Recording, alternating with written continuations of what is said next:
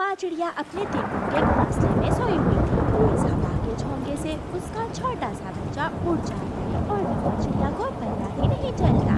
जब सुबह होती है तो मम्मा चिड़िया अपने बच्चे को घोंसले में ना देखकर बहुत दुखी हो जाती है। बच्चे, मेरे कुकू, आप कहाँ हो? मम्मा चिड़िया अपने घोंसले से निकलकर पेड़ के नीचे आ जाती है। वो इधर उधर देखती है, लेकिन उसका छोटा सा बच्चा कहीं भी ना था।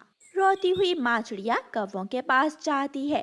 कव्वे कव्वे, रात तेज हवा में मेरा बच्चा घोंसले से उड़ गया। क्या तुमने मेरे बच्चे को कहीं देखा है? नहीं नहीं चिड़िया, मैं तो अभी तक बाहर गया ही नहीं। हाँ, लेकिन मुझे इतना पता है, रात को हवा बहुत तेज चल रही थी। वो पूर्व से आई थी और पश्चिम की तरफ जा रही थी, इसलिए तुम्हारा बच्चा पश्चिम की तरफ ही गया होगा। कव्वे भैया, मेरी मदद करो, मेरे बच्चे को ढूंढने में मेरी मदद करो। चिड़िया, तुम तो जानती हो मैं ज्यादा उड़ नहीं सकता, लेकिन फिर भी मैं इस मुश्किल वक्त में तुम्हारा साथ जरूर दूंगा।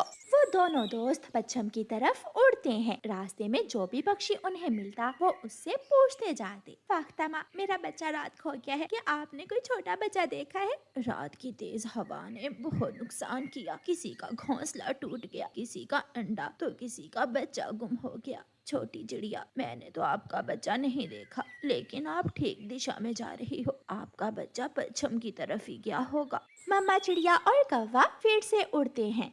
चिड़िया का छोटा बच्चा रात की तेज हवा से उड़कर दूर निकल गया था और वो एक नारियल के बड़े पेड़ से टकराकर गिर गया था। उसके पंख पर चोट आई थी। मम्मा, अगर मैं उड़ सकता तो आपको ढूंढ लेता, लेकिन मैं घायल हो गया हूँ, मैं कैसे आपके पास जा सकता हूँ? छोटे बच्चे को रोता हुआ देखकर एक मैना वहाँ आ जाती है। बेटा चुप कर जाओ, जब तक आपकी मम्मा नहीं मिल जाती मैं आपको अपने घर ले जाती हूँ, आप मेरे साथ मेरे घर में रहना। क्या आप मेरी मम्मा को ढूंढ लाएंगी? मुझे विश्वास है बेटा, आपकी मम्मा आपकी खोज में जरूर निकली होगी और वो एक न एक दिन आप तक जरूर पहुंच जाएगी। फिर मैना एक पत्तों से छोटी सी टोकरी बनाती है और उस घायल बच्चे को उस टोकरी में रखकर अपने साथ ले जाती है।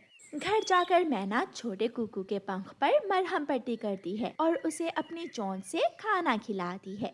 ये देखकर मैना का अपना बच्चा रोने लग जाता है। मम्मा, इसे बाहर छोड़कर आए, आप इसे मेरे घर में क्यों लाई हैं? बेटा, ये छोटा बच्चा मुश्किल में था, जब कोई मुश्किल में हो तो हमें उसकी मदद करनी चाहिए। मैं अपनी मम्मा के पास चला जाऊंगा दोस्त, मैं तुम्हारी मम्मा छीनने यहाँ नहीं आया, लेकिन मेरा इस जंगल में कोई नहीं है, अगर मैं बाहर गया तो कोई खतरनाक चील मुझे खा जाएगी। लेकिन मैना का बच्चा दूसरी तरफ मुंह करके सो जाता है। वो कुकू से कोई बात नहीं करता।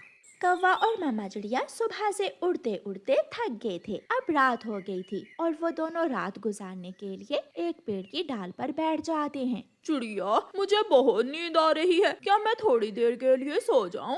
कव्वे भैया, मैं जानती हूँ आप इतना उड़ नहीं सकते, आप मेरी मदद करने के लिए मेरे साथ आए हैं, आपका एहसान मैं हमेशा याद रखूंगी। चिड़िया, मैं तुम्हारा पड़ोसी हूँ और मुश्किल में पड़ोसी ही एक दूसरे की मदद करते हैं। कौवा पेड़ पर बैठे बैठे ही अपनी आंखें बंद कर लेता है और सो जाता है। मम्मा चिड़िया की आंखों में नींद नहीं आ रही थी, उसे तो बार बार अपने बेटे का ही ख्याल आ रहा था। रात गुजर ही जाती है। सुबह होते ही मैना का बच्चा अपनी मम्मा से कहता है, मम्मा, अब रात गुजर गई है, आप इस बच्चे को बाहर छोड़ आए। दोस्त, अगर मेरी वजह से आपको परेशानी हो रही है तो मैं अभी यहाँ से चला जाता हूँ। नहीं बेटा, आप अकेले बाहर नहीं जाओगे, मैं साथ जाऊंगी आपके, लेकिन अभी आपका पंख घायल है। मम्मा, इसे मेरे घर से निकाल दें। बेटा, ऐसी बातें ना करें, ये हमेशा थोड़ी यहाँ रहेगा, आज नहीं तो कल चला जाएगा। फिर मैना दाना लेने घर से निकल जाती है। थोड़ी देर बाद मैना के घर में एक सांप घुस आता है। वो सांप मैना के बच्चे को गर्दन से पकड़ने ही वाला था कि चिड़िया का बच्चा सांप को देख लेता है। दोस्त, मेरे दोस्त, यहाँ से हट जाओ।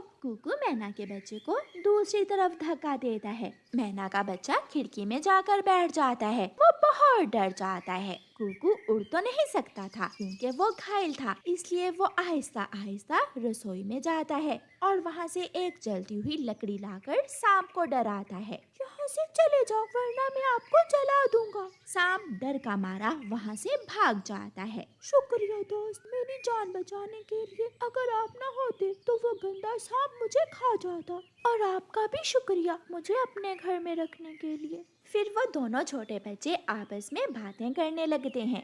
लाल तोते, एक छोटा सा बच्चा खो गया है हमारा। क्या आपने इस जंगल में कोई बच्चा देखा है? कौवे, मैं तो अभी अभी यहाँ आया हूँ। मैना कौवे की बात सुन लेती है और जल्दी से वहाँ आती है। चिड़िया रानी, क्या वो बच्चा आपका है? वो बच्चा मेरे घर में है। मैना, मेरा बच्चा रात की तेज हवा से उड़ गया था, मुझे जल्दी से मेरे बच्चे के पास ले जाओ। फिर मैना चिड़िया और कौवे को अपने घर ले जाती है। चिड़िया अपने बच्चे को देखकर बहुत खुश होती है। चिड़िया रानी, हमने कर लिया, हमने अपने बच्चे को ढूंढ लिया। दोस्त, क्या अब आप चले जाओगे? मैं उदास हो जाऊंगा आपके बिना। कल तक तो आप इसे यहाँ रख नहीं रहे थे और आज दोस्ती भी हो गई। मम्मा, कुकू ने मुझे सांप से बचाया, वो सांप मुझे खाने ही वाला था। अब मैं अपनी मम्मा के साथ जा रहा हूँ और बाद में आपसे मिलने जरूर आऊंगा। हम दोनों हमेशा दोस्त रहेंगे, आज भी और कल भी।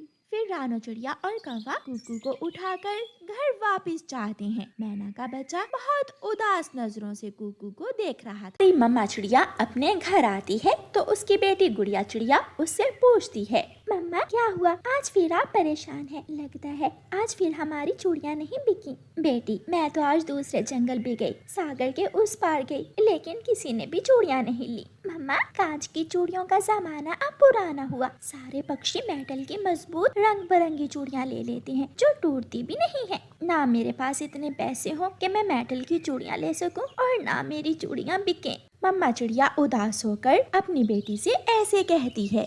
दूसरे दिन मम्मा चिड़िया झरने वाले जंगल में जाने का फैसला करती है। चूड़ियाँ लो चूड़ियाँ, रंग बिरंगी सतरंगी कांच की चूड़ियाँ, चूड़ियाँ लो चूड़ियाँ।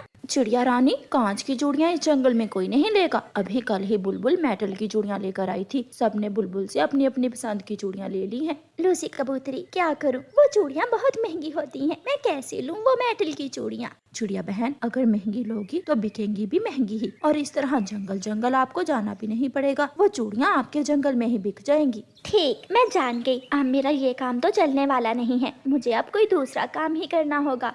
दोपहर के बाद ही रानो चिड़िया घर लौट जाती है। मम्मा, आप उदास ना हो, मैंने हमारे लिए एक नया काम सोच लिया है, वो काम जरूर चलेगा। नया काम? वो कौन सा बेटी? मिट्टी तो मुफ्त में मिल जाएगी, हम दोनों माँ बेटी मिट्टी के खिलौने बनाकर बेचा करेंगी। क्या मिट्टी के खिलौने बिक जाएंगे?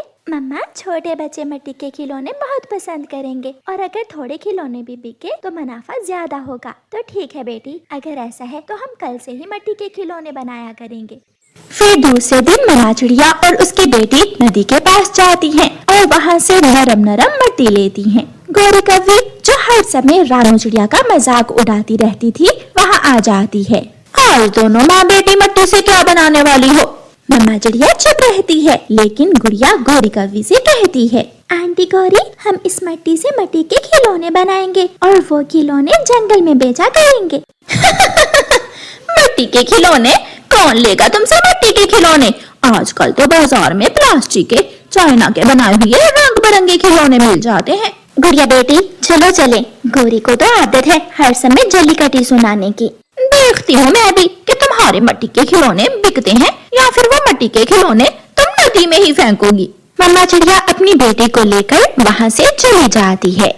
घर जाकर गुड़िया मिट्टी में पानी मिलाती है और मम्मा चिड़िया मिट्टी को गूंदती है। दोनों माँ बेटी दिल लगाकर काम करती हैं और मिट्टी के खिलौने बनाना शुरू करती हैं। घोड़ी, हाथी और बहुत सी चीजें मम्मा चिड़िया मिट्टी की बनाती हैं। गुड़िया बेटी, अब ये हमारे खिलौने कल तक सूख जाएंगे। मम्मा, मैंने सोचा है हम ये खिलौने इस जंगल में ही बेचा करेंगे। दूसरे दिन दोनों माँ बेटी वो खिलौने अपनी रेहड़ी पर रखती हैं। मम्मा, आज आप घर में ही रहे, मैं अकेली ही ये खिलौने बेचने जाऊंगी। परंतु बेटी, आप अकेली ही सब कैसे करोगी? मम्मा, मैं अब बची नहीं रही हूँ, मैं सब कर लूंगी। गुड़िया रेहड़ी चलाती है और जंगल में मिट्टी के खिलौने बेचने निकल जाती है। मिट्टी के खिलौने, घोड़ा, हाथी, गाड़ी और जहाज सब मिलेगा। मिट्टी के खिलौने। पापा, मुझे मिट्टी का खिलौना लेना है, मुझे मिट्टी का खिलौना ले दे। कबूतर का बेटा अपने पापा से कहता है,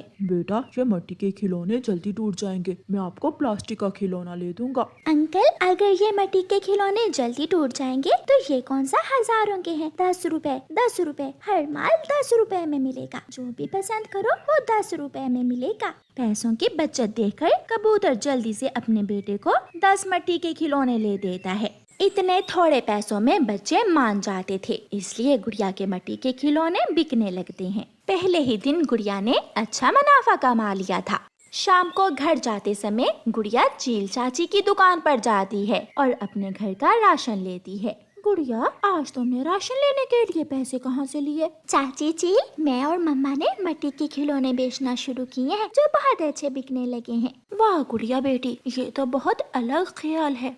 गुड़िया की मम्मा गुड़िया के पास राशन देखकर बहुत खुश होती है। मम्मा, मुझे पता है आप समझी होंगी कि मैं शाम को सारे खिलौने वापस ले आऊंगी, लेकिन ऐसा नहीं है। मेरे मिट्टी के खिलौने सबको बहुत पसंद आए हैं।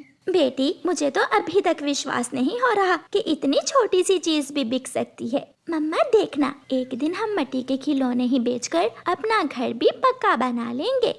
फिर क्या था, गुड़िया हर दिन मिट्टी के खिलौने बनाकर जंगल बेचने चली जाती और थोड़ी ही देर में गुड़िया के सारे मिट्टी के खिलौने बिक जाते। अब तो गुड़िया ने दूसरे जंगल भी जाना शुरू कर दिया था। वो पहले से ज्यादा मिट्टी के खिलौने लेकर आती और दूर दूर तक बेचने जाती। गुड़िया अपनी रेहड़ी पर फल, सब्जियां और अनाज रखकर घर वापस आ रही थी कि गोरी कौवी आ जाती है। गुड़िया, ये सारी चीजें तुमने कहाँ से ली हैं? आंटी, हमने कहा था ना हमारे मिट्टी के खिलौने जरूर बिकेंगे। ये सारा कमाल उन्हीं का है। अच्छा गुड़िया, तुमने तो कमाल का आइडिया निकाला। मुफ्त में मिट्टी ली और खिलौने बनाकर हजारों कमा लिए। हाँ आंटी, कामयाब होने के लिए हमें नई नई चीजों को आजमा